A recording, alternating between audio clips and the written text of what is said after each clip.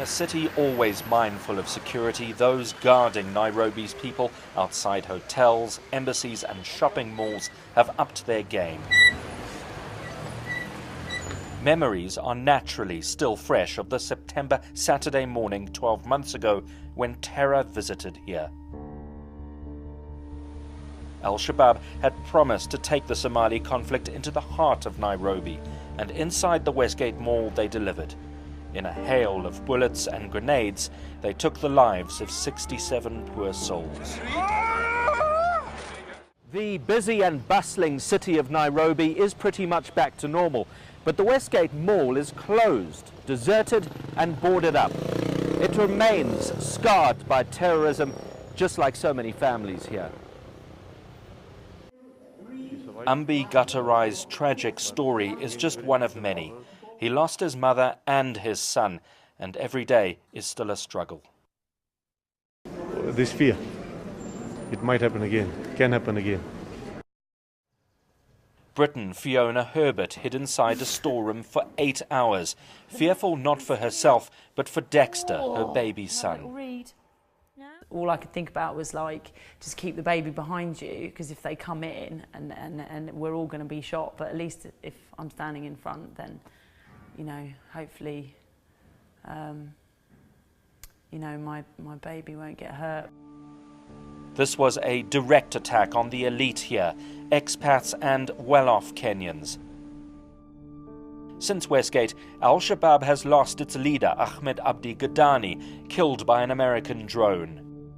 It has been disrupted, but as grenade attacks in poor Nairobi neighborhoods show, it's certainly not been beaten back and defeated. Kenyans are well aware of the continuing danger. If we can put aside politics and all those things, I think we're quite capable of dealing with anything. We have to look at the root cause of what happens in the nation. Instead of fighting insecurity at the top level, let's come to the grassroots. The Kenyan government is reluctant to talk, but its approach is summed up well by First Lady Margaret Kenyatta, who told a memorial this week that the country would never bow to terror. The nation may have been seriously scarred, but we shall never be broken as a people. Our resilience is unconquerable. Kenya's critics say that the government's fight against al-Shabaab inside the country is leading to abuse and unnecessary harassment. Certainly here in Eastleigh, the centre of Nairobi's Somali community, many are angry with the anti-terror police. We don't oppose them coming and searching, but they should do it in the right way.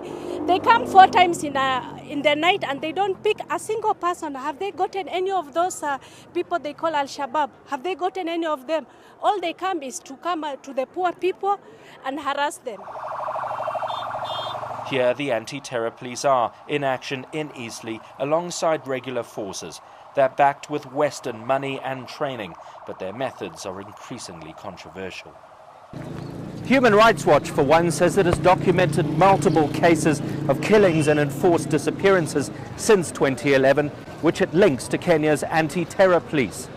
It accuses the authorities of doing nothing while the police conduct raids in places like Eastleigh here, arresting migrants and extorting money. This kind of lack of accountability is one of the biggest problems we see in Kenya today, the lack of accountability by the security forces. And that lack of accountability, particularly coupled with corruption, makes Kenyans unsafe. Some say a time bomb awaits of increasing numbers of radicalized young Muslim Kenyans, jobless and often made to feel like second-class citizens. But for now, winning hearts and minds is not a priority. That's my view. I don't think so. I think the government mindset is that this is a dirty war, and that it has to be fought in a dirty way.